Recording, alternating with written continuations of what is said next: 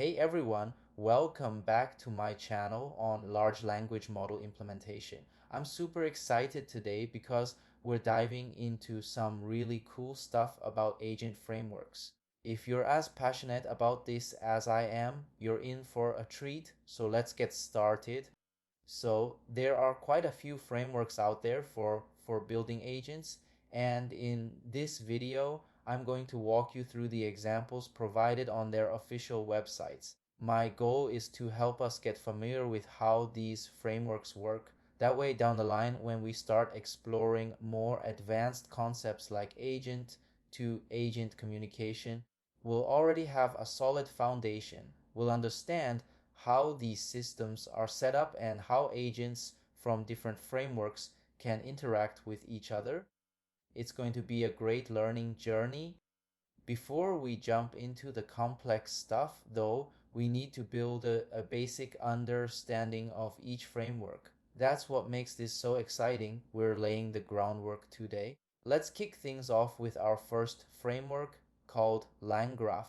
So, what exactly is LangGraph?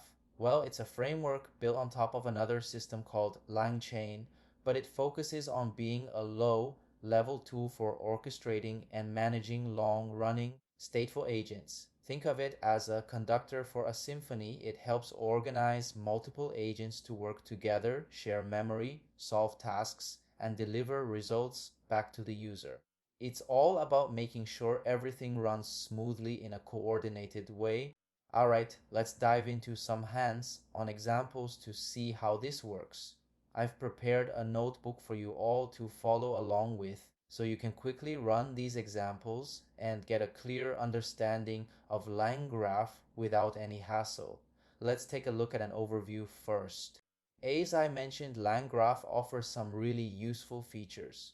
For one, it supports human-in-the-loop approvals, which means you can step in and provide input during a process. It also provides context for long-running workflows, helping agents stay on track over extended tasks. On top of that, it's great for building custom agents tailored to specific roles or use cases.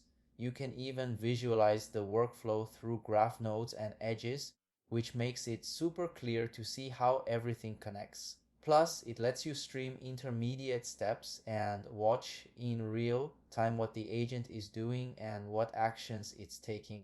Pretty neat, right? So let's get started with the basics of LangGraph. In this section, we're going to build a simple chatbot, add tools to it, incorporate memory, include human-in-the-loop controls, customize its state, and even explore a cool feature called time travel. Let's begin with the first step, building a basic chatbot. Alright, let's build our chatbot from the ground up. First, we need to install a few necessary packages like the core LangGraph library and another tool called LangChain. While we won't be using everything today, I'm also integrating Google Gemini for this example, so we'll need that extension as well.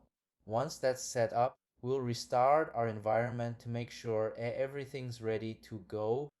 The first key step in working with LangGraph is creating something called a state graph. This is basically the structure or blueprint for our chatbot. Think of it as a state machine that defines how our chatbot operates. We're going to add nodes to this graph to represent the language model and the functions our chatbot can call. Then we'll connect these nodes with edges to specify how the chatbot should move from one function to another during a conversation. Let's get into the details. We start by importing the necessary components for building the state graph, including a starting point and a way to handle messages. Then we define a state class to manage the conversation data. This state will include a list of messages, and instead of overwriting the list every time, we've set up a function to simply append new messages to it. That way, the conversation history builds up naturally as we go. Next, we initialize the state graph by passing this state structure into it. What's cool here is that each node in the graph can take the current state as input and then output an update to that state. Thanks to a pre-built function for adding messages, Any updates to the message list will be appended rather than replacing what's already there. If you're curious about the deeper concepts behind this, I've got some resources you can check out for more details. Now, let's add a node to our graph specifically for the chatbot. This node will act as our large language model agent. To set this up, we import a library for integrating Google's generative AI, provide an API key from Google Studio, and initialize the model with the appropriate name. Once that's done, we're ready to define how this chatbot node functions. Here's how it works. We create a function for the chatbot that reads the current state, which includes the list of messages in the conversation. Based on that, it triggers the language model to generate a response, retrieves the message, and returns it as an update to the state. Then we add this chatbot node to our graph using a method to name it and link it to the function we just defined.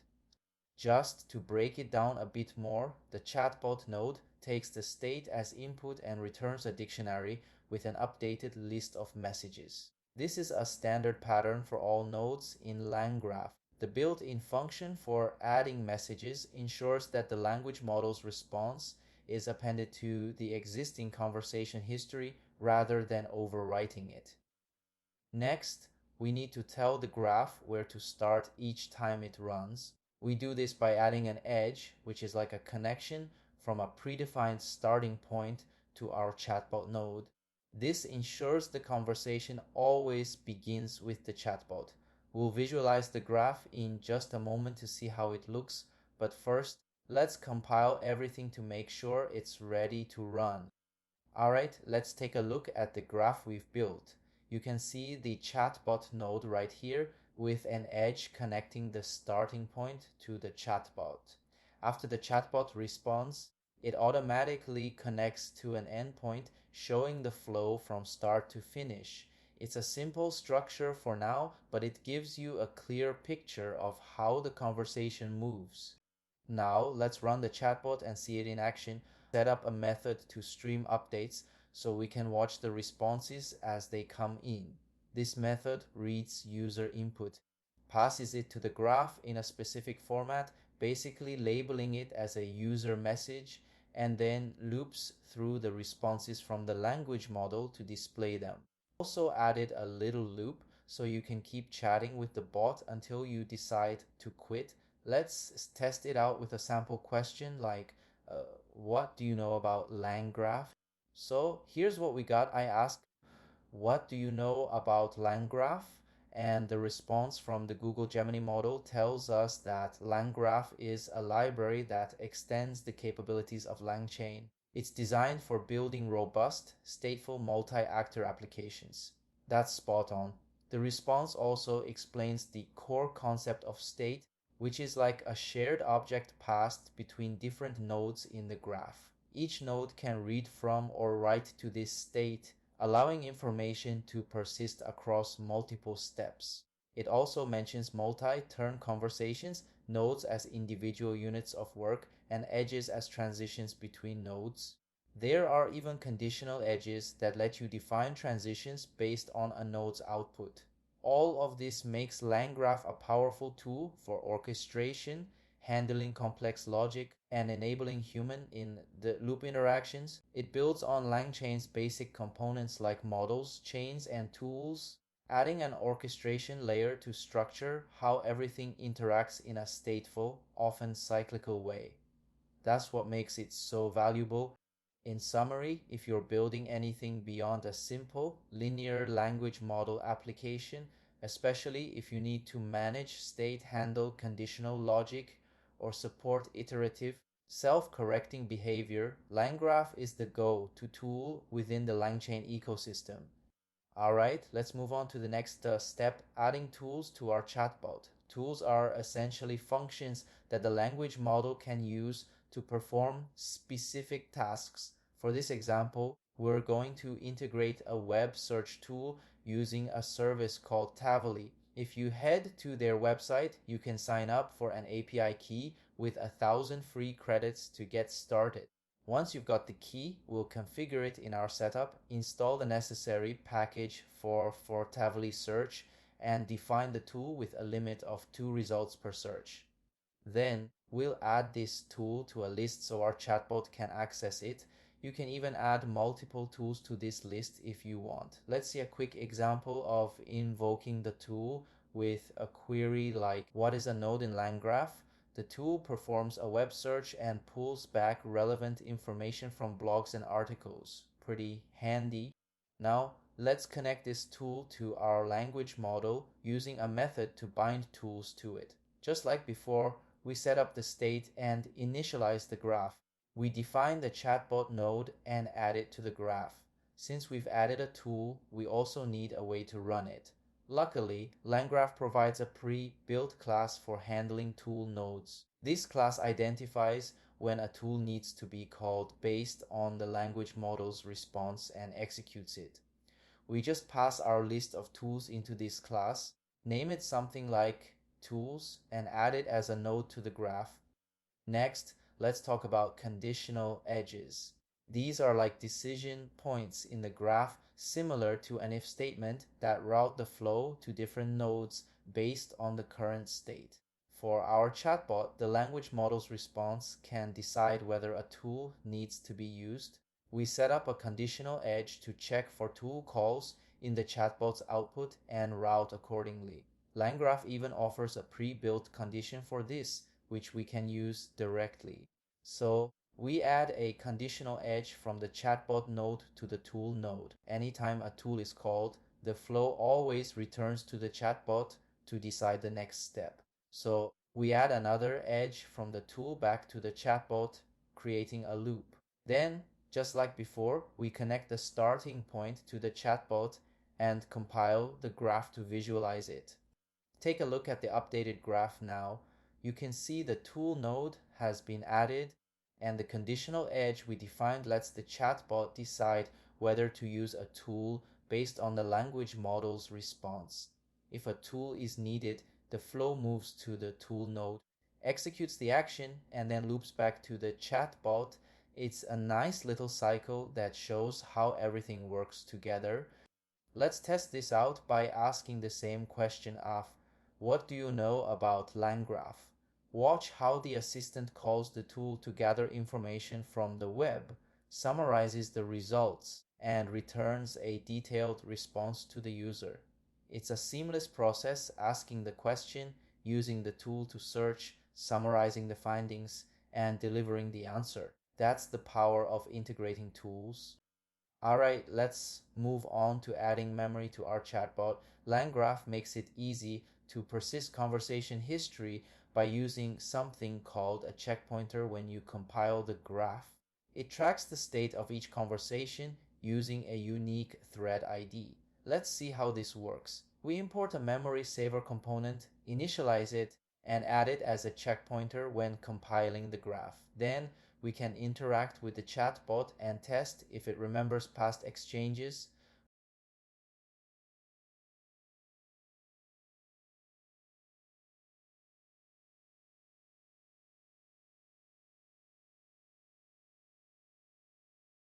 For example, I'll say, "Hi there, my name is Will," and see if it recalls my name in a follow-up question like, what is my name? Since we're using the same thread ID, it remembers and responds, "Your name is Will." But if I switch to a different thread ID, it won't have access to that memory and will say it doesn't know my name. You can also inspect the state of a specific thread ID to see the full conversation history.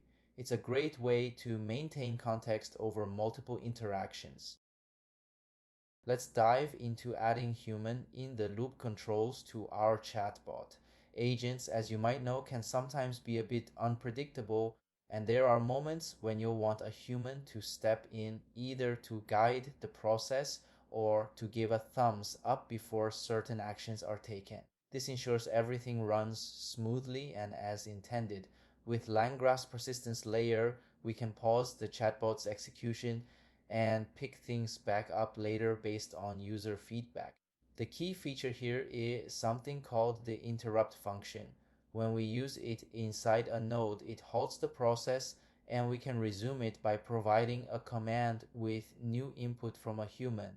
Think of it as a way to hit pause and ask for help, kind of like Python's built-in input function, though it has its own quirks. To do this, we import that command and the interrupt function, redefine the state of our system, and configure the setup for building our workflow graph. Here's where we create our human assistant tool. We mark a specific function as a tool using a decorator, a little tag that tells the system this function is something the AI can use. This function takes a query as text input, calls the interrupt function, and returns a simple structure with the query inside it. Later on, when we get a human response, it'll come back with a specific format that includes a data field. It might sound a bit odd now, but I promise it'll make sense as we go along. Next, just like we did earlier, we set up another tool for searching information online called the Tavily search tool. Then we combine this search tool with our human assistant tool and link both of them to our language model, which is the brain behind the AI's responses. After that, we define the chatbot's behavior, set up the connections between different parts of the system, and configure the memory to keep track of the conversation. Nothing too fancy there. Now, let's test this out by prompting the chatbot with a question that will trigger the human assistance tool. For example, we ask, I need some expert guidance for building an AI agent. Could you request assistance for me? We're using a thread ID of 1 to track this conversation. When we run this, you'll see the user's message appear, followed by the AI's response, which includes a call to the human assistance tool with the query about needing expert guidance. At this point, the chatbot pauses, it's hit the interrupt we set up. If you check the graph state right now, you'll see that execution has stopped at the tools node waiting for human input. To get things moving again, we need to provide input through a command object.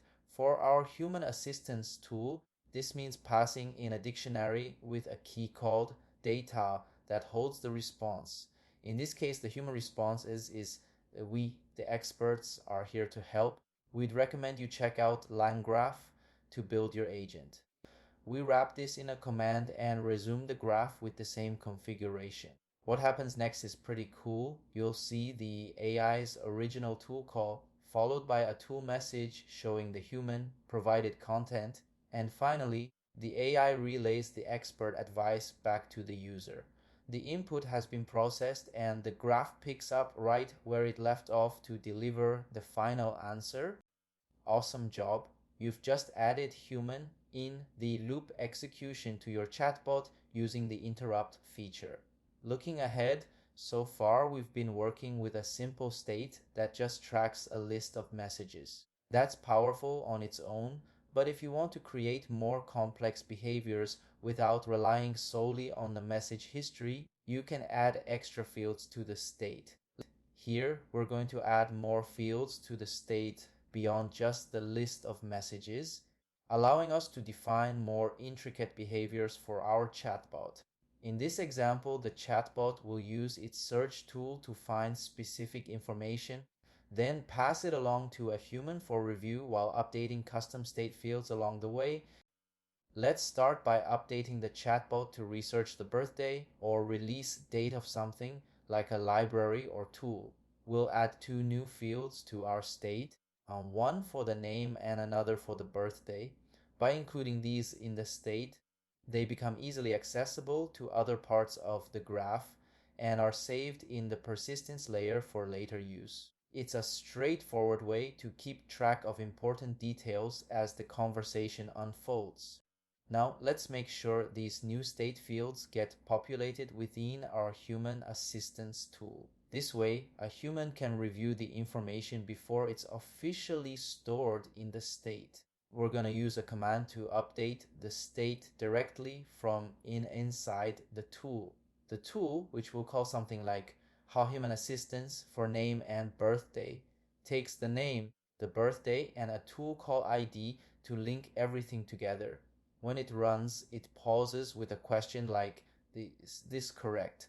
and displays the name and birthday it found. If the human confirms by starting the response with a yes, it keeps the provided details. If not, it uses any corrections the human provides. Then it creates an update for the state with the verified name and birthday, along with a message reflecting the response, and returns this update through a command. It's a neat way to ensure accuracy with human input. Let's put this to the test by prompting the chatbot to look up the release date of the LangGraph library. When you have the answer, provide the name, which should be LangGraph, and the birthday, then use the human assistance tool for name and birthday to review. If you can't find the details, just use random ones. Once you have corrections from humans, give the users the correct answers without any explanations. When this runs, you'll see the user's message, followed by the AI using the search tool to look up LangGraph release date, getting some results, then refining the search for a specific version's release date. Finally, the AI calls the human assistance tool with a guessed release date and the name LangGraph, pausing for human review. At this point, execution stops because we've hit the interrupt again, waiting for verification. So let's say the chatbot didn't quite get the date right. We'll step in as the human and provide the correct information. We send a command resuming execution with the name as a LangGraph and the birthday as January 17, 2024. When we run this, the output shows the AI's original tool call, followed by a message noting the correction with the updated name and date, and finally, the AI responds to the user with LangGraph was released on January 17, 2024.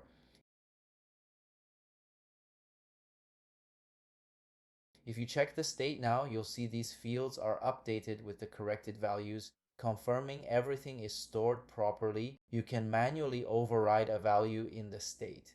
For instance, we can update the name field to something like LangGraph a library, just to clarify what it is. If you check the state again after this manual update using the same configuration, you'll see the new name reflected alongside the birthday. Let's talk about time travel in LangGraph.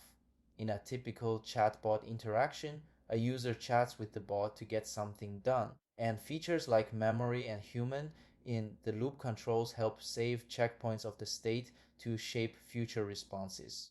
But what if you want a user to jump back to a previous point in the conversation and try a different path? Or maybe you want to let users rewind the chatbot's work to fix a mistake or explore a new strategy, something that's especially useful in applications like autonomous software engineering.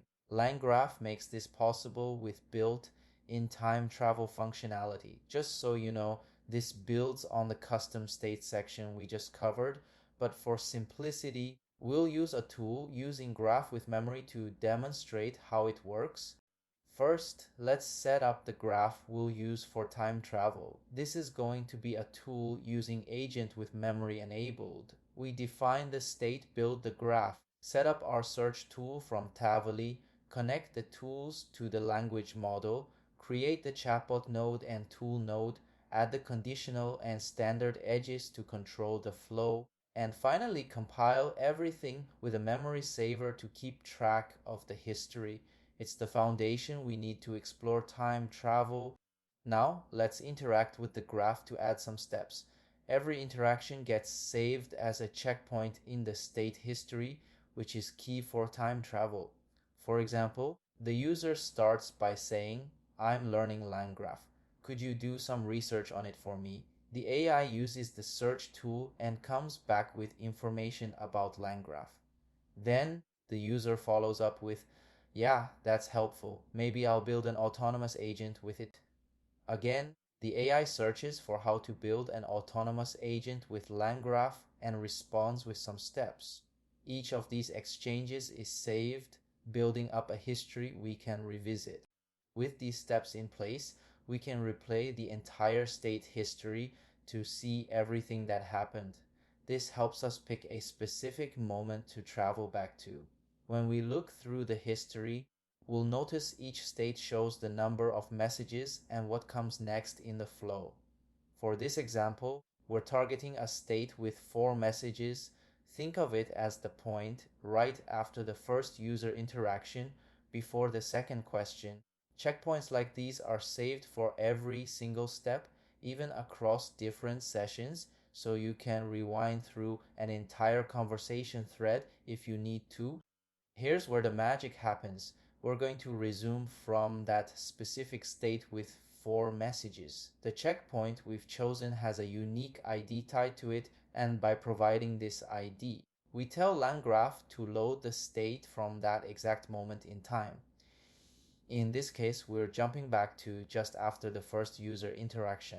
When we resume, the output shows the AI's response from that point, something like LangGraph created by LangChain is an open source AI agent framework. Since we didn't provide new input in this specific example, it simply replays the last message from that checkpoint.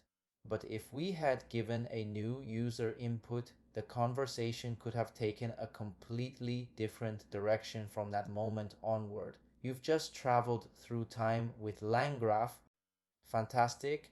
You've now used time travel with checkpoint traversal in LangGraph.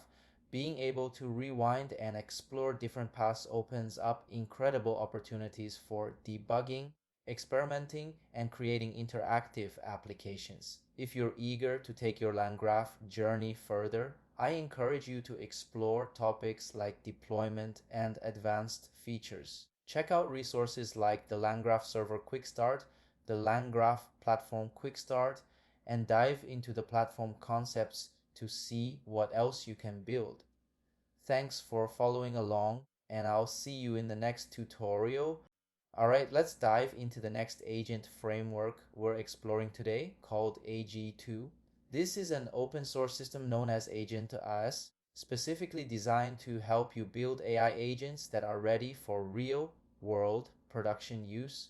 I believe it's developed by the AutoGen team, and it's packed with some really powerful features. So let's get started with an overview of what AG2 is all about. At its heart, AG2 revolves around configuring large language models, or LLMs, to power its agents. The core building block here is something called the Conversable Agent, which lets you set up these language models to interact seamlessly with other agents or even with humans. It's pretty neat. On top of that, AG2 includes a feature called Human in the Loop, which means you can have human oversight at key moments. There's also agent orchestration, which helps coordinate multiple agents working together. And if you need to connect to external services or APIs, AG2 has tools for that too, allowing agents to perform various functions.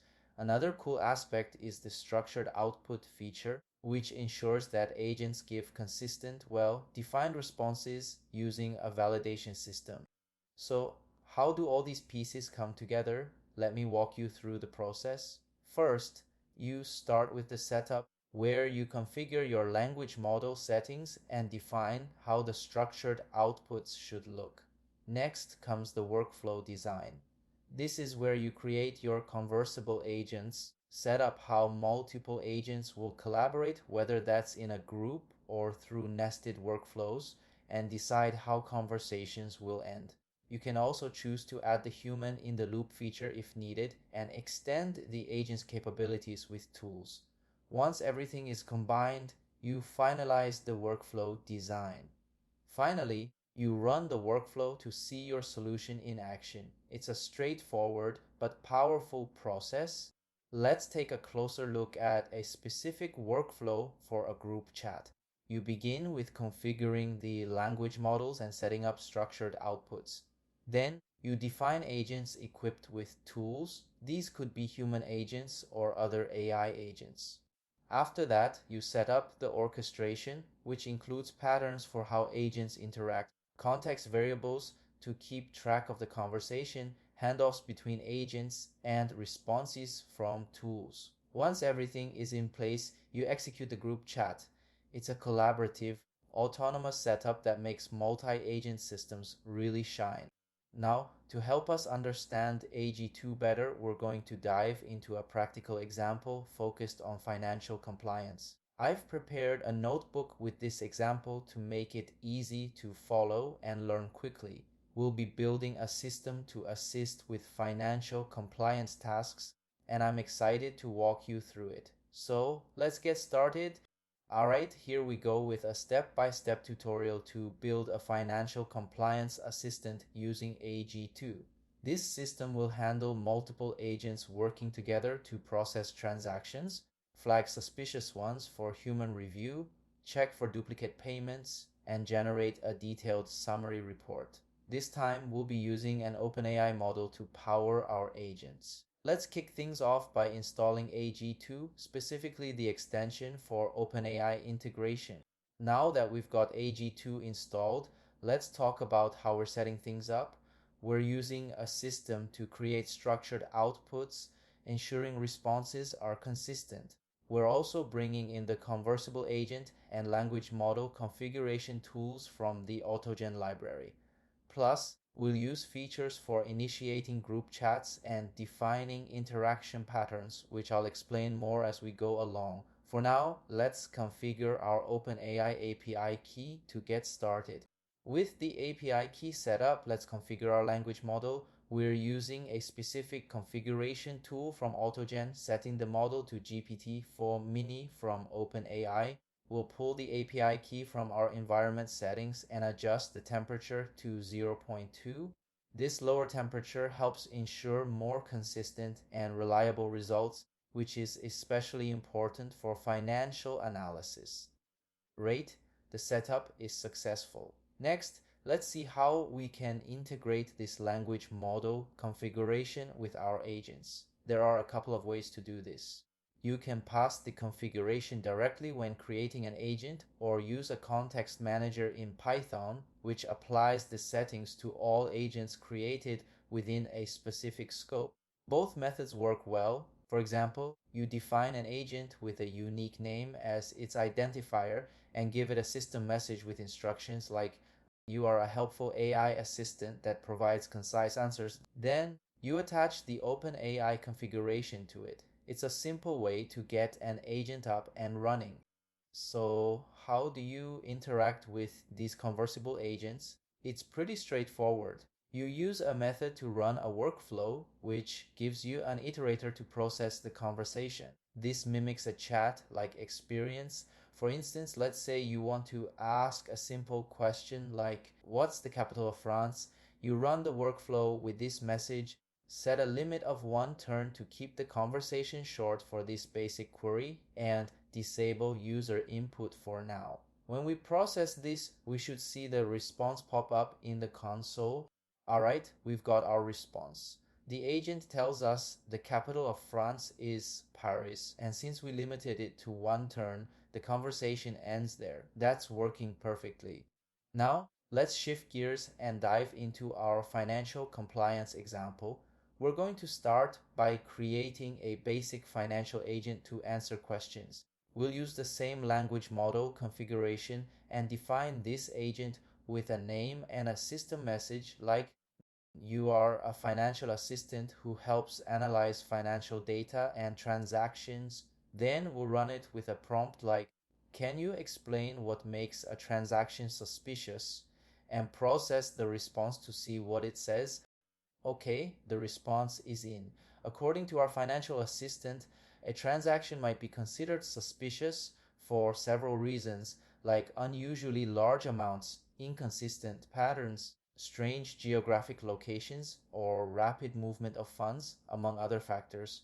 There are quite a few ways a transaction can raise red flags. That's helpful to know. Next, we're going to add a human in the loop feature to our setup, which means incorporating human oversight into the process.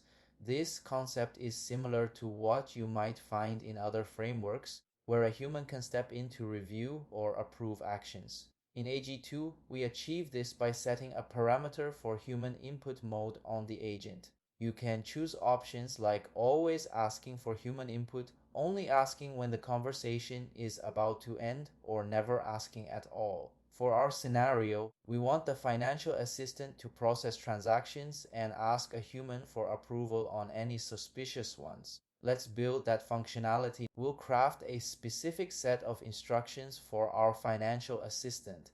The message will say something like, "You are a financial compliance assistant. You'll be given a list of transaction descriptions. For each one, if it looks suspicious, like if the amount is over 10,000, the vendor seems unusual, or the memo is vague, ask a human for approval. If it looks fine, approve it automatically. Present the full set of transactions for approval at once, and once all transactions are processed, it'll summarize the results and prompt the user to type exit to finish." With that instruction in place, we'll initialize the language model setup. We'll set up a human agent with constant input mode, generate some sample transactions. All right, let's run this. The initial prompt is, "Please process the following transactions," and we've set a limit of 3 turns for this interaction. The financial assistant responds by indicating which transactions need approval or if they've all been approved automatically. In this case, it looks like everything was approved without issues. It then says, "You can type exit to finish." When I type exit and hit enter, the conversation ends as requested. That's a great demonstration of the human in the loop feature. Now, let's move on to coordinating multiple agents through a group chat setup for more complex workflows. AG2 has a feature called Group Chat Pattern, which allows specialized agents to collaborate. We'll use an automatic selection pattern where a group manager agent picks the next speaker based on the conversation's context. In our system, we'll add a summary bot to generate reports, and we'll set up automatic termination when a specific marker, like summary generated, appears in the chat. The finance bot will process transactions and hand over to the summary bot for a final report, while the human agent remains in the loop for approvals. Once everything is set, we initiate the group chat and the system runs until the summary is complete and the chat terminates. We'll reuse the instructions for our financial assistant. For the summary assistant, the instructions will be, "You are a financial summary assistant. You'll receive transaction details, and your task is to create a concise summary in a markdown table format." Once done, append a marker on a new line that's to indicate completion. We'll set up both agents using the shared language model configuration and define a function to detect that special marker for ending the chat. Then we'll configure the group chat pattern to manage which agent speaks next, define the participating agents, including the human participant, and set up the group manager with the termination condition. Finally, we'll start the group chat with an initial prompt and print out the summary and final message once it's done. Let's run this now. Okay, the group chat is up and running. The human participant sends the initial prompt to the chat manager, which then selects the financial assistant as the first speaker. The financial assistant processes the transactions and, if needed, asks for human approval. In this case, the human responds with something like "approve." The financial assistant confirms everything is processed and says "handing over for final report." At that point, the manager picks the summary assistant as the next speaker. The summary assistant creates the markdown table and triggers the chat to end automatically. Perfect. Let's talk about extending agent capabilities with tools. Tools allow agents to interact with the outside world, like checking data or performing specific actions. In our case, we're going to add a tool to check for duplicate payments in our financial system. We'll simulate a database of past transactions with a mock function and create another function to check if a new transaction matches a recent one, say within the last 7 days based on details like the vendor, amount, and memo. For the financial assistance instructions, we'll update them to say, "For each transaction, extract the vendor name, amount, and memo." Use the duplicate payment checker tool to see if it's a repeat. If it's flagged as a duplicate, reject it automatically and explain why. If not, evaluate it normally for suspicious traits like large amounts or vague memos. When setting up the agents, we'll register the duplicate checker tool with the financial assistant. We'll also prepare new transactions, including some potential duplicates, set up the group chat pattern like before, and run the workflow. Let's see how it handles this. Alright, the financial assistant is now suggesting checks for duplicate payments on each transaction, passing the necessary details to the tool. The tool executor runs these checks and returns whether each transaction is a duplicate or not, along with the reasoning. After getting the results, the financial assistant shares its evaluations. For example, it might say that 2 transactions were rejected as duplicates, 1 was approved, and 1 is waiting for human approval. It then wraps up with all transactions have been processed, handing over for final report. The summary assistant steps in, creates the markdown table with the reason column included, and shows stats like total transactions processed, how many were approved, and how many were rejected. The chat terminates automatically after the summary marker is detected. Let's move on to structured outputs, which help ensure consistent and predictable responses from our agents. This is especially useful for integrating with other systems. Keep in mind that structured output support depends on the language model, provider, and model. Luckily, OpenAI's GPT-4 Mini handles this well. We'll define specific data models for the output structure, like one for individual transaction audit entries and another for the overall audit log summary. Then we'll create a new language model configuration just for the summary assistant, specifying the output format to match our audit log summary model. This ensures the output is structured properly without needing detailed formatting instructions in the system message itself, which is a cleaner approach. The financial assistant and human participant can keep using the standard configuration since they don't need structured outputs for their responses. We'll also update the termination condition to check for a specific field in the structured output, configure the group chat pattern, and run this to see the results. Okay, the chat is running. The flow is familiar. The human sends the prompt. The manager directs it to the financial assistant, which processes the transactions and uses its tool. Once done, it hands over to the summary assistant, which now outputs the summary as a structured JSON string. The termination condition is met based on that output, and we can see the raw JSON content as the final message.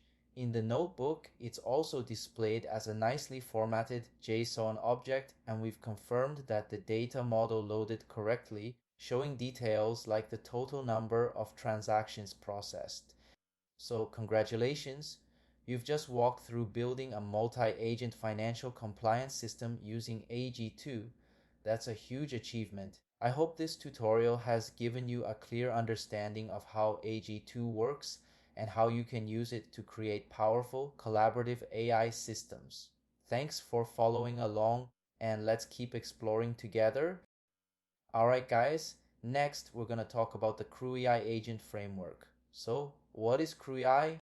CrewAI is a lean, lightning, fast Python framework built entirely from scratch, making it completely independent of LangChain or other agent frameworks. It's developed with custom code. The CrewAI empowers developers with both high-level simplicity and precise low-level control, ideal for creating autonomous AI agents tailored to any scenario. It features 2 main components and crews. These optimize for autonomy and collaborative intelligence, enabling you to create AI teams where each agent has specific roles, tools, and goals. These enable granular event-driven control using single LLM calls for precise task orchestration and natively supporting crews. How do crews work? So basically, you have a big crew, it's like a manager or something, and inside of the crew, you have a lot of LLM agents. And with each agent, it has the memory to store the conversations. For all agents, they have access to the tools. And those agents are dedicated to solving specific tasks and giving the final outcome. So that's the CrewAI framework overview. Let's see the crew. The crew is the top level organization. It manages AI agent teams, oversees workflows, ensures collaboration, and delivers outcomes. AI agents are specialized team members. They have specific roles like a researcher or writer, use designated tools, can delegate tasks, and make autonomous decisions. The process is a workflow management system. It defines collaboration patterns, controls task assignments, manages interactions, and ensures efficient execution. Tasks are individual assignments, they have clear objectives, use specific tools, feed into a larger process, and produce actionable results. So, how it all works together? The crew organizes the overall operation. AI agents work on their specialized tasks. The process ensures smooth collaboration. Tasks get completed to achieve the goal. Okay, so how flows work? The flow is the structured workflow orchestration. So it manages execution paths, handles state transitions, controls task sequencing, and ensures reliable execution. Events are triggers for workflow actions. They initiate specific processes, enable dynamic responses, support conditional branching, and allow for real-time adaptation. States are workflow execution contexts. They maintain execution data, enable persistence, support resumability, and ensure execution integrity. Crew support enhances workflow automation. It injects pockets of agency when needed, complements structured workflows, balances automation with intelligence, and enables adaptive decision making, basically an orchestration that manages the AI workflows. Okay, so here is the comparison like between when to use the crews, when to use flows. So if you are doing some open-ended research, it's recommended to use crews. If you are doing some like decision workflows, it recommends to use flows to make decision paths with the precise control. So it says choose the crews when you need autonomous problem solving, creative collaboration, or exploratory tasks. Choose flows when you require deterministic outcomes, auditability, or precise control over the execution. You can combine both when your application needs both structured process and pockets of autonomous intelligence. Okay, so I think ultimately you will use either of crews or flows or both of them depending on your, project cases, use cases. First things first, let's make sure we've got the right setup for installing CrewAI. You'll need a Python version higher than 3.10 but lower than 3.13. Once that's confirmed, we're going to install a handy tool called UV. Just to give you a quick refresher, UV is an incredibly fast Python package and project manager built in Rust. It's designed to replace tools like pip and pip tools, and it's anywhere from 10 to 100 times faster than pip. That speed and efficiency are really noticeable when you're working on projects. Now, since I'm using a MacBook, I'll be running specific commands for macOS, but the process is similar across platforms. After installing UV, we'll use it to install the CrewAI command line interface.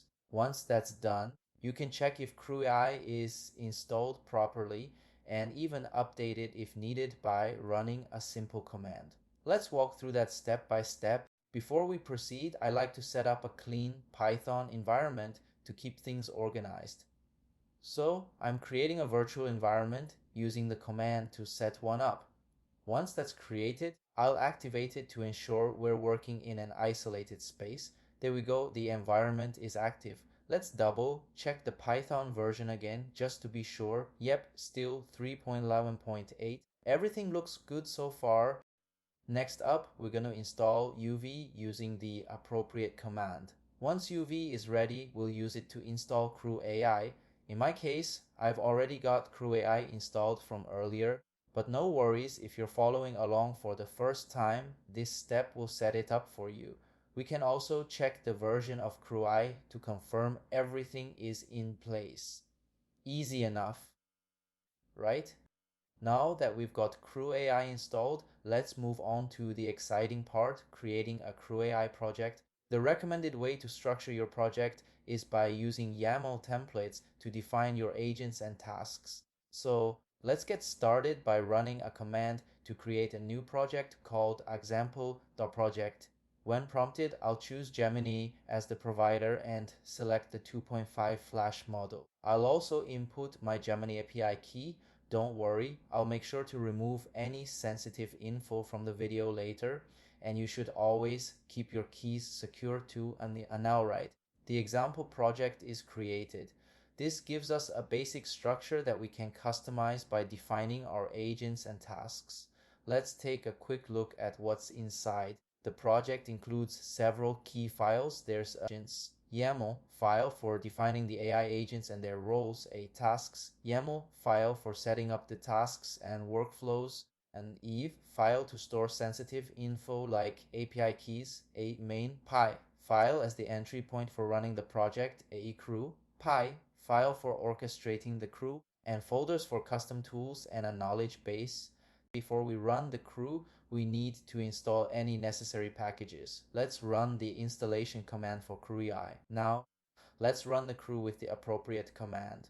I can see the AI agents in action. A senior data researcher is conducting thorough research on AI language models, and a reporting analyst is compiling the findings. Awesome, the tasks are completed and the crew execution is done. Alright, I think that covers the basics of setting up and running a crew with CrewAI. Next, I want to dive deeper and show you a more concrete example by building our first CrewAI agents from scratch. We'll create a simple crew to research and report on the latest AI developments for a specific topic. First, let's set up a new project directory called latest AI development, sticking with Gemini as the provider and using the 2.5 Flash preview model along with my API key. Let's navigate to the new project directory and start customizing it. We'll modify the agents YAML file to define our agents. In this file, there's a placeholder for a topic that gets replaced by values from the main. Defining two agents, a senior data researcher for a specific topic whose goal is to uncover cutting-edge developments in that area, with a backstory as a seasoned researcher skilled at finding the latest trends. The second agent is a reporting analyst for the same topic, tasked with creating detailed reports based on the research findings, with a backstory as a meticulous analyst who there's the tasks YAML file where we define the tasks for each agent. For the researcher, the task is to conduct thorough research on the topic, ensuring to find interesting and relevant information for the current year, which we'll set as 2025, and even specify the current month for more precision. The expected output is a list of the 10 most relevant pieces of information about the topic. For the reporting analyst, the task is to review the research and expand each point into a full section for a detailed report, formatted in Markdown. These tasks are assigned to the respective agents. Let's look at the CrewAI file. This script imports essential components like agent, crew, process, and task from CrewAI, along with decorators and base agent configurations. Here, we define a class for our latest AI development, Crew. This class uses decorators to mark methods as agents or tasks, pulling configurations from the YAML files. For instance, the researcher and reporting analyst are set up as agents with their respective roles and settings. You might wonder where some of these configurations come from. They're loaded from the base class that handles the YAML files for agents and tasks up. We also define tasks in this script, linking them to the configurations in the YAML files, and even specify output files like a report. Additionally, we're adding a web search tool called SuperDevTool to help with research tasks. There's also an option to include custom functions that run before or after the crew kicks off. But for now, I'll skip those. In the main file, we set up the inputs for our crew, like the topic, let's say AI language models, and the current year and month. Then we initialize the crew with these inputs and kick it off to start the process. Once everything is set, running the crew will trigger all the agents and tasks to work together. So That's the overview of building and running a crew for researching AI developments. Let's take a look at the generated report to see the results. I think that wraps up this part. Hey there, and welcome to this tutorial on CrewAI flows. If you're looking to streamline the way you build and manage AI workflows, you're in the right place. CrewAI flows are a powerful feature that help developers combine and coordinate tasks and teams of AI agents efficiently. They provide a solid foundation for creating sophisticated automations, making your projects smoother and more effective. Well, they're all about creating structured, event-driven processes for your AI applications. They simplify the creation of complex workflows by letting you chain together different teams and tasks. They also make managing and sharing information between tasks incredibly easy. Plus, they're built on an event-driven model, which means your workflows can be dynamic and responsive. And if you need flexibility, flows allow you to add conditional logic, loops, and branching to fit your needs. Let's dive right in with a simple example to see how this works. We're going to build a flow that uses OpenAI to pick a random city in one task and then generate a fun fact about that city in another task. In this code, we bring in some key components from CrewAI, like the flow class itself, along with tools for listening to events and starting the process. We also pull in a few helper libraries to load environment variables and interact with AI models for text completion. Now, let's break down what's happening in this example. We start by defining a class called ExampleFlow, which builds on the base flow class from CrewAI. Inside this class, we specify a model to use for generating text, something like GPT-4 Mini. Then we create a method called GenerateCity, which is marked as the starting point of our flow with a special decorator. When this method runs, it prints a message to let us know the flow is starting. Every flow automatically gets a unique identifier, which we can access and display to track things. Next, we make a call to our AI model with a prompt asking for the name of a random city in the world. Once we get the response, we pull out the city name, store it in the flow state for later use, print it to the console, and return the city name as the output of this task. And after that, we have another method called GenerateFunFact, which listens for the output of the GenerateCity method. This means it waits for the city name to be ready, and when it is, that name gets passed directly into this new method. Inside, we make another call to our AI model, this time asking for a fun fact about the city we just generated. We take the response, store the fun fact in the flow state, and return it as the output. Then finally, outside of the class, we create an instance of our example flow, visualize how the tasks connect with a plotting tool, and kick things off to run the whole process.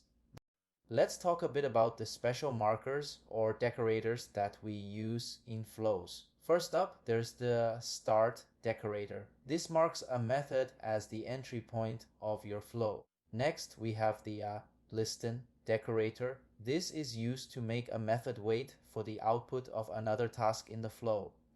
There are a couple of ways to use the listen decorator. You can specify the task to listen to by its name as a text string, like listening for generate city. When that task completes, the listening method kicks in. Alternatively, you can directly reference the task itself. Now, let's discuss how to handle the output of a flow. Getting access to the results is crucial, especially if you're integrating your AI workflows into bigger systems. To get the final output by calling the kickoff method, let me show you an example called output example flow. Here we bring in the necessary components from CrewAI, define our flow class, and set up two methods. The first method is marked as the starting point and returns a simple message. The second method listens for the output of the first one, takes that output as input, and returns a new message that builds on it. Then we create an instance of this flow, optionally visualize it with a plotting tool, run it with the kickoff method, and print the final result. Looking at the output of this example, you'll see the final result is the message from the second method since it's the last one to complete. That's what gets returned when we kick off the flow and it's printed to the console. If we had used the plotting tool, it would also generate a visual representation saved as an HTML file. You can also access and update the state within your flow to store and share data between different methods. In this state example flow, we bring in the necessary tools, including a library for defining structured data models. We create a custom state structure with a counter and a message field, and our flow class uses this structured state. The first method, marked as the starting point, sets an initial message in the state and increments the counter. The second method listens for the first one to finish, updates the message by adding to it, increments the counter again, and returns the updated message. Then we create an instance of this flow, visualize it if we want, run it. Looking at the output for this example, you'll see the final message after both methods have updated it, and the state shows the counter has been incremented twice along with the full message. This shows how the state evolves as the flow progresses. Let's move on to managing the state of your flow, because doing this effectively is super important. CrewAI flows offer robust options for handling state in both unstructured and structured ways. First, let's talk about unstructured state management. In this approach, all your data is stored in a general state attribute of the flow. It's super flexible since you can add or modify data on the fly without a strict format. Even in this flexible setup, CrewAI automatically assigns a unique identifier to each state instance for tracking. I've got an example here called unstructured example flow, where we set up a flow, start with a method that initializes some data like a counter and a message, and then have subsequent methods update that data as the flow progresses, finally printing the updated state. Here's the diagram for that unstructured example flow, showing a sequence from the first method to the second and then to a third method. Just remember, the unique identifier is automatically generated and maintained for you, so you don't need to worry about managing it yourself. Now let's look at structured state management. This approach uses predefined formats with data models to ensure consistency and type safety, which means fewer errors. Each state still gets a unique identifier automatically for tracking purposes. I've got an example called structured example flow to show you. We define a specific state structure with fields like a counter and a message, and our flow class uses this structure.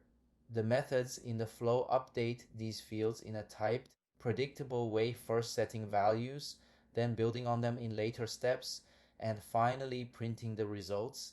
This structured setup gives you a clear outline of your data, ensures everything matches the expected types, and even helps your coding tools provide better auto completion and error checking. So how do you choose between unstructured and structured state management? Go with unstructured if your workflow state is simple or changes a lot, if you value flexibility, or if you're just quickly prototyping something. On the other hand, choose structured when you need a consistent and well-defined state, when type safety and validation matter, or when you want to take advantage of features like auto completion in your coding environment. CrewAI flows give you the power to pick whichever approach suits your project best. Next, let's explore how to save the state of your flow with persistence. CrewAI flows have a special marker called persist that lets you automatically save the state, so it's available even if you restart or run the flow again later. You can apply this at the whole class level or just to specific methods. For class level persistence, applying it to the entire flow means all method states are saved automatically. I've got an example here called my flow, where the starting method sets some initial data in the state and a following method shows that the state, including its unique identifier, is reloaded and can be updated. For more targeted control, you can use method level persistence. In an example called another flow, only the starting method's state changes are saved, like incrementing a counter to track how many times it's run. Here's how persistence works under the hood. Each flow state gets a unique identifier that's preserved across updates and runs, and this works for both structured and unstructured states. By default, CrewAI uses a local SQLite database to store the state with robust error handling built in. Alright, let's move on to controlling the flow of execution in more advanced ways. One powerful tool for conditional logic is the OR function. This lets a method listen to multiple tasks and run as soon as any one of them produces an output. I've got an example called OrExampleFlow to demonstrate. In this setup, we have a starting method and a second method that follows it. Then there's a logging method that listens for output from either the starting method or the second method using the OR condition. When either one finishes, the logging method runs and prints the result. We create an instance of this flow, visualize it, and run it to see how it behaves. Looking at the output for this example, you'll see the logging method prints messages from both the starting method and the second method as they complete. And in the diagram, you can see the starting method branching to both the second method and the logger, with the second method also connecting to the logger, showing how either path can trigger it. Next, let's talk about conditional logic with the AND function. This is different because it waits for all specified tasks to complete before triggering the listening method. In an example called an example flow, we have a starting method that sets some initial data in the state and a second method that adds more data after listening to the first. Then there's a logging method that only runs when both the starting and second methods are done. Using the AND condition, it prints the combined state once everything is ready. Again, we create, visualize, and run the flow to see the result. In the output for this example, the logging method shows the complete state only after both tasks have finished. The diagram illustrates this with the starting method leading to the second method and both connecting to the logger with a special indication that it's in. Now, let's look at routing logic with the router decorator in flows. This allows you to define conditional paths based on a method's output, giving you dynamic control over which tasks run next. It's a great way to branch your flow based on specific conditions or results. I've got an example called router flow to show you how this works. We start by bringing in necessary tools. Our flow class, router flow, has a starting method that prints a message, generates a random true or false value, and sets that as the success flag in the state. Then there's a second method marked with the router decorator, which checks the success flag. If it's true, it returns a success signal. If false, it returns a failed signal. After that, we have two separate methods listening for these signals. One runs and prints a message if it hears as success, and the other runs if it hears failed. We create an instance of this flow, visualize it, and run it to see which path gets taken based on the random value. Here's the diagram for router flow. You can see the starting method leading to the second method, which then branches with special routing triggers to either a third method for success or a fourth method for failure. Let's move on to integrating individual AI agents into flows. Agents are a lightweight way to handle specific tasks without needing a full team, and they fit seamlessly into your workflows. I've got an example focused on market research to show you how this looks. In this market research example, we bring in a bunch of tools for typing, external data access, structured data modeling, defining agents, and of course, building flows. First, we set up a structured format for our output using a data model called market analysis. which includes fields for key trends, market size, and competitors, each with clear descriptions. Then we define the state for our flow with fields for the product we're researching and the analysis results. Now our flow class, called market research flow, starts with an initialize research method that prints a message about the product we're focusing on and returns that product as input for the next step. The next method, analyze market, listens for that product and is set up to run asynchronously for efficiency. Inside, we create an AI agent called Analyst with a role as a market research expert, a goal to analyze the market for our specified product, and a backstory to give it context. This agent uses an external tool for web data and is set to provide detailed feedback as it works. Give the agent a specific query to research the market for our product, asking for trend size and competitors, and we request the response in our structured market analysis format. The agent runs the analysis, and we check if the result matches our structure. If it does, we print the formatted data. If not, we show the raw output. Finally, we return the analysis to update the state.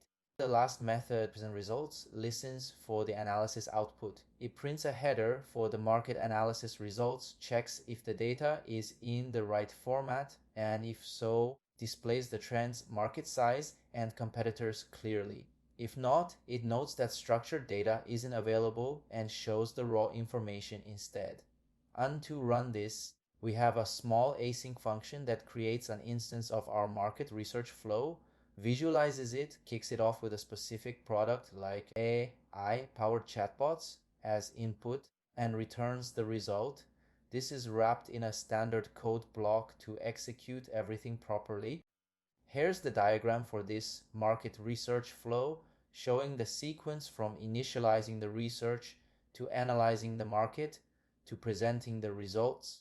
This example highlights a few key features using structured data models for type safety, maintaining context with a dedicated state structure, and integrating external tools with agents to pull in real-world data. Now let's talk about adding full teams of AI agents or crews into flows. Let me switch to my coding terminal to show you this in action. I'm going to run the command to create a new flow project. And there we go, it's created successfully. When it comes to building your crews, you'll define them in the crews folder of your project. Each crew gets its own subfolder with configuration files. For example, the poem crew includes files for defining agents, tasks, and the crew itself. Here, we define an agent called Poem Writer with a specific role, a goal to create a funny, light-hearted poem about how awesome CrewAI is with a certain number of sentences and a backstory for context. There's also a tasks YAML file which outlines a task called write poem with a description, expected output format, and assigns it to the poem writer agent. Then in poem crew we have the actual code that brings this crew to life, defining the agent and task based on the config files and setting up the crew to run sequentially with detailed logging. There's also a tools folder where you can add custom utilities. Let's take a closer look at main. We define a state structure for our flow with fields for the number of sentences in the poem and the poem text itself. Our flow class, called poemFlow, has a method to start things off by generating a random sentence count between 1 and 5. Then, a second method listens for that count, creates an instance of the poem crew, runs it with a sentence count as input, prints the resulting poem, and stores it in the state. Finally, a third method listens for the poem and saves it to a file. There's a simple function to kick off the flow and another to visualize it, though for now, we're just running the kickoff back in the terminal inside our project folder. The first step is to set up the environment with CrewAI install, which creates a virtual environment and installs the necessary packages. Then I activate the environment and run CrewAI flow kickoff to start the flow. Looks like we hit an authentication error for OpenAI because the API key in our environment file is just a placeholder. All right, let's try running. There we go. It's running. You can see the flow starting with a unique identifier, generating a random sentence count, say 3 sentences, then generating the poem using the poem crew. We get a funny poem about CrewAI, something like my CrewAI team, a quirky bunch of bots. The poem is printed, saved to a file, and the flow completes successfully. Perfect. Thanks so much for watching, and I hope this tutorial helps you build amazing things with CrewAI flows. Alright, let's dive into something exciting today. I want to talk about a powerful agent framework called Semantic Kernel. First, let's break down the idea of the kernel itself. Think of the kernel as the heart of Semantic Kernel. It's like a central hub that manages everything your AI application needs to run smoothly. It handles all the services and plugins, connecting them seamlessly so the AI can use them whenever necessary. Essentially, you load up the kernel with the tools and capabilities you want, and it takes care of the rest, making sure everything works together without a hitch. So, how does this actually work? Picture this: you choose the AI services you want to use, like models from OpenAI, Azure, Hugging Face, or others. Then you craft some template prompts. These are like instructions or questions you send to the AI. The kernel acts as the middleman. It takes your request, sends it to the AI service, gets the response, processes the results, and even triggers events that can feed back into your application. It's a smooth, streamlined process that keeps everything organized. What makes this really cool is that you can customize the entire journey. At every step, you can set up events or middleware to jump in and do things like logging what's happening, updating users on the status, or super important, ensuring responsible AI practices are in place. Now let's talk about the two main pieces you'll work with: services and plugins. Services are the engines that power your AI app.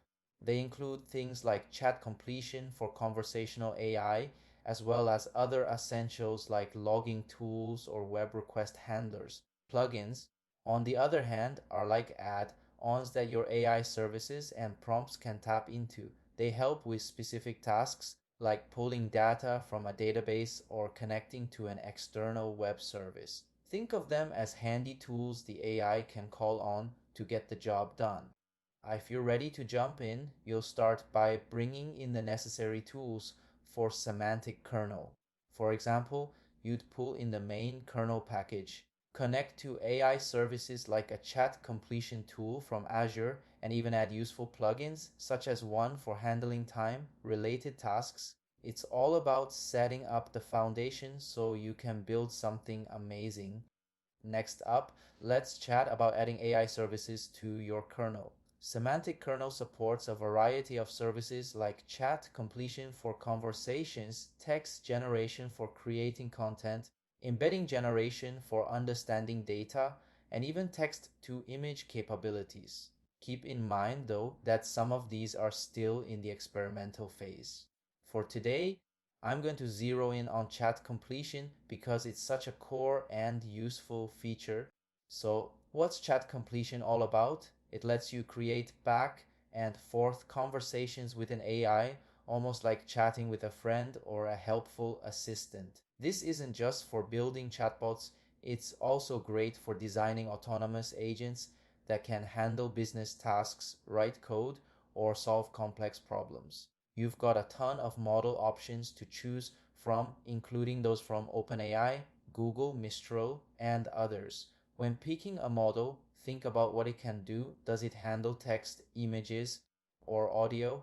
Can it call functions? How fast is it? And what's the cost for using it? These are all key things to consider. For this tutorial, I'm going to use the Google Gemini model as an example. You'd start by installing the required package for it. Then you'd bring in the Google AI chat completion tool from Semantic Kernel's connectors, set up a variable for the chat service, and initialize it with the Gemini model ID, your API key, and optionally a custom name if you want to label it. That's the basic setup for chat completion, and it gets you ready to start interacting with the AI. Now let's shift gears and dive into core topic for today, the Semantic Kernel Agent Framework. So, what exactly is an AI agent? Think of it as a smart software helper designed to tackle tasks on its own or with some guidance. It takes input, processes information, and takes action to achieve specific goals. These agents can send and receive messages, crafting responses using a mix of AI models, tools, human input, or other customizable pieces.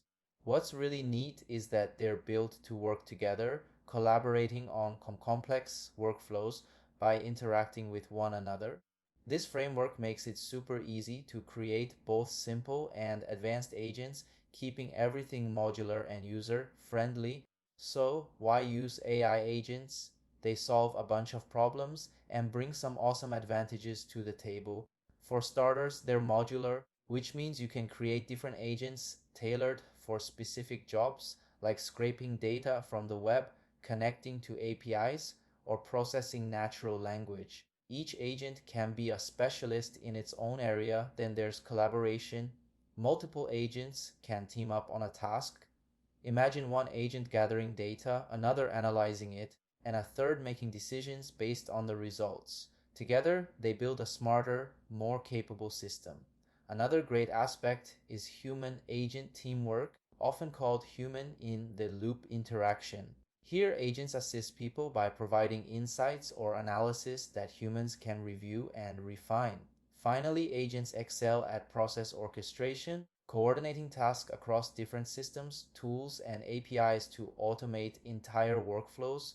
Think deploying apps, managing cloud services, or even supporting creative work like writing or design. So, when should you consider using an AI agent? This framework really shines when you're building applications that need autonomy, decision making power, multi agent collaboration, or interactive, goal driven systems. If your project fits into any of those categories, agents can give you a serious edge. Wondering how to get started with the Semantic Kernel Agent framework? It's pretty straightforward depending on the programming language you're using and its package distribution system. Let's explore that next as we dig deeper into a specific type of agent. Since we've already touched on chat completion, let's see how that ties into the agent concept with the chat completion agent in Semantic Kernel. At its core, chat completion is about enabling conversational interactions with an AI model. The system keeps track of the chat history and includes it in every request to the model, ensuring a coherent conversation. Semantic Kernel provides a unified way to handle this through its AI services, and the chat completion agent can work with any of those services we've discussed. To get rolling, you'll need to install the Semantic Kernel package. It's as simple as running a command in your terminal to grab it. Once that's done, set up your Python environment, maybe create and activate a virtual space to keep things tidy, and you're good to go. I'll walk you through some examples to show how this works, and later we'll look at a practical case using a menu helper plugin. Let's focus on building a chat completion agent. There are two main ways to do this. First, you can provide a chat completion service directly. You'd bring in the agent tool, create an instance, and pass in your chosen service like a chat completion tool from Azure along with a name and some instructions for how the agent should behave. The second option is to start by building a kernel. You'd set up the kernel, add your chat completion service to it, and then create the agent using that kernel, again giving it a name and instructions. When it comes to picking an AI service for your agent, it's similar to working with semantic kernel services directly.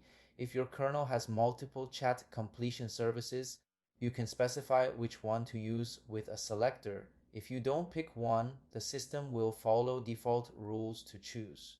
For instance, you could add two different Azure chat completion services to your kernel, each with a unique identifier, and then specify which one to use when setting up or running the agent.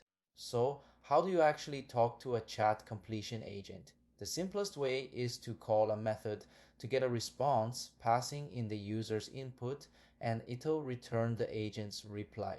If you want to keep the conversation history going across multiple exchanges, you can use a chat history thread to store the context. There are also options for more advanced interactions, like streaming responses in real time or handling a series of replies as they come in. One thing to note is that the chat completion agent often works behind the scenes to answer user questions, sometimes using tools to figure out the final response. If you want to see what's happening during those intermediate steps, like when a tool is called or a result is generated, you can add a callback function when you interact with the agent. This lets you peek into the process and track what's going on before the final answer is delivered. Let's make this concrete with an example. Imagine we've got a little helper plugin for a menu, something we call a kernel function using a decorator. Essentially, this function is designed to give us a list of specials from a menu. When we call this method to get the specials, it returns a string that lists out things like the special soup, the special salad, and the special drink. Pretty straightforward, right? Then we've got another kernel function with a decorator that helps us figure out the price of a specific menu item. This method, which we can think of as a tool for getting the price of an item, takes the name of the menu item as input and returns the price. For example, in this case, it just returns a price of $9.99. Simple but effective. Now, let's talk about this callback function. Inside this function, we loop through the items in the message and check a couple of things. First, whether the item is related to a function call, and second, whether it's a result from a function.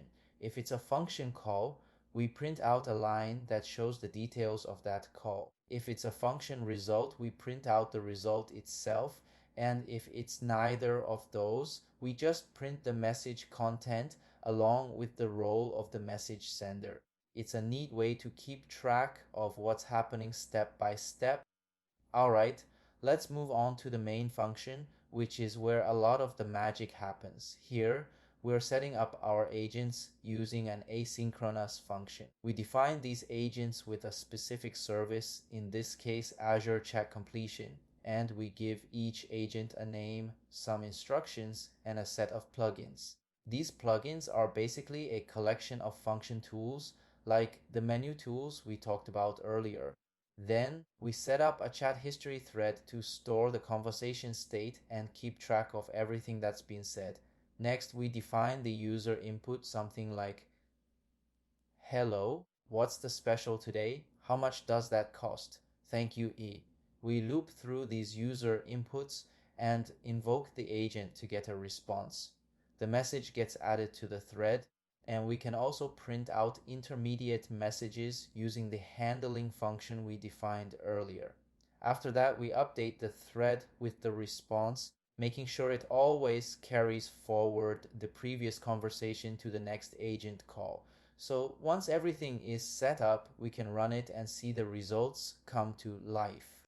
Now let's get into actually running this. I'm going to create a new Python script called the menu agent script. I'll just copy and paste the necessary code here. As I mentioned earlier, I'm switching things up a bit by using Google's Gemini model for this. So I'll copy over the setup for Google AI chat completion and define the service with the Gemini model ID, an API key, and a random service ID. For the main function, I'm updating it to use this Google AI service and giving it a name. Everything else stays the same for now. Once that's saved, it's time to run the script. I don't think there's anything else we need to tweak at this point. So let's just go ahead and execute the menu agent script and see what happens.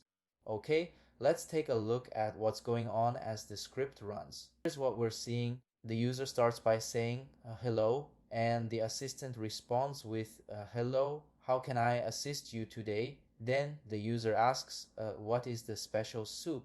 At this point, the system makes a function call to the menu plugin to get the specials, and the result comes back with the special soup listed as clam chowder, along with a special salad called Cobb salad and a special drink, chai tea. The assistant then replies, "The special soup is clam chowder." Next, the user asks, "How much does that cost?" Another function call is made to get the price of the item, specifically for clam chowder, and the result is $9.99. So the assistant says the clam chowder costs $9.99. Finally, the user says thank you, and the assistant responds, "You're welcome. Is there anything else I can help you with?" Friendly reply from the assistant. So there you have it, a rough example of how this semantic agent system works in action.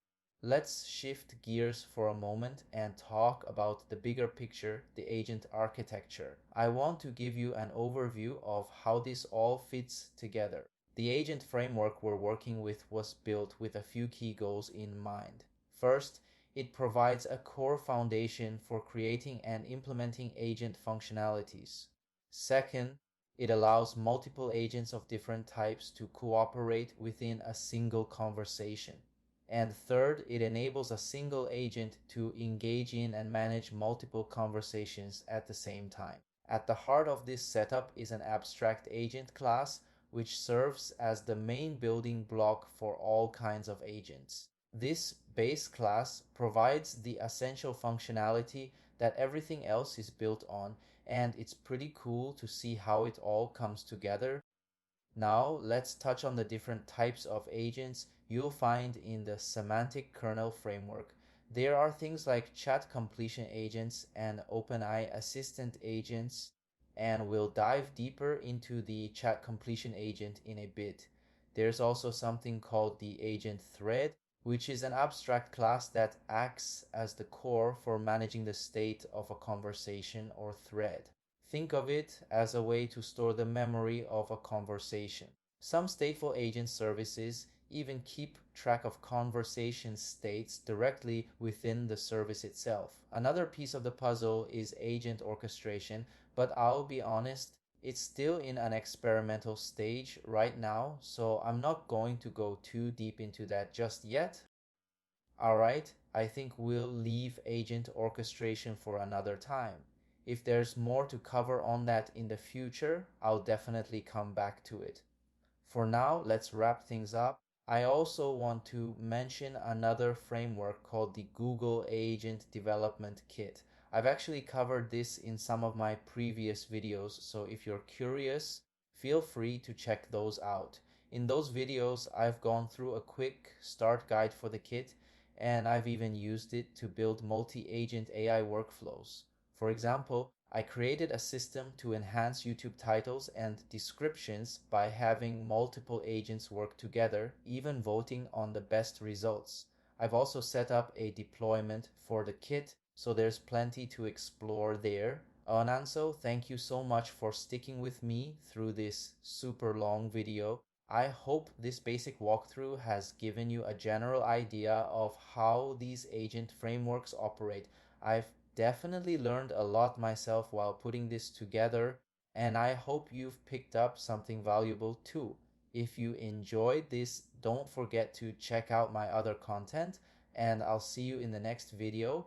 Thanks again, and take care.